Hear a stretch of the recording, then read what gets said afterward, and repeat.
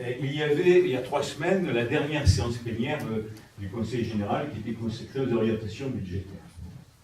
Les orientations budgétaires, vous savez, c'est une discussion sur le prochain budget, mais il n'y a pas de vote.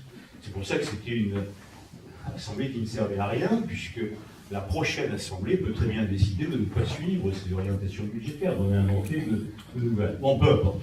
À la fin de la séance, il y a un conseiller général et qui a déclaré, je ne vous dis pas tout, mais le début simplement. Madame la Présidente, il s'adressait à la Présidente du Conseil général, et ajoute, chère Marie-Françoise, vous voyez donc que ce n'était pas moi.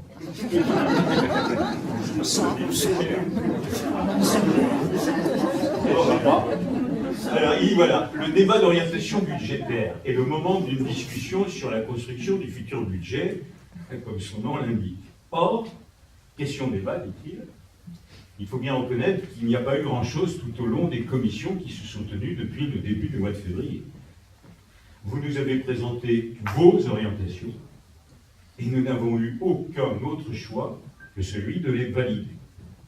Pas une virgule, pas même un centime d'euro n'a été changé par rapport à vos chiffres d'origine.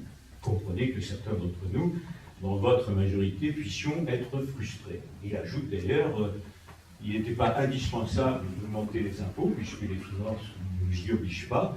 Et il ajoute en plus que comme il n'y a pas eu d'emprunt toxique, vous savez, au niveau du département de Haute-Vienne, il y a des capacités financières qui permettaient d'emprunter pour beaucoup plus aider les communes pour investir. Alors si c'est moi qui avais dit ça, j'aurais pu déclarer ça, parce que moi j'ai participé à toutes les commissions de préparation des orientations budgétaires. J'ai fait des propositions sur les EHPAD, sur les personnes âgées, sur le soutien on appelle ça, aux services de soins, aux services à domicile, etc. etc. Rien, on m'a répondu gentiment, on m'a souri. Mais rien n'a été retenu, je peux vous dire, rien du tout. Donc ça aurait pu être moi. Si ça avait été moi, on aurait dit sur le corps Perronnet, il râle toujours, etc.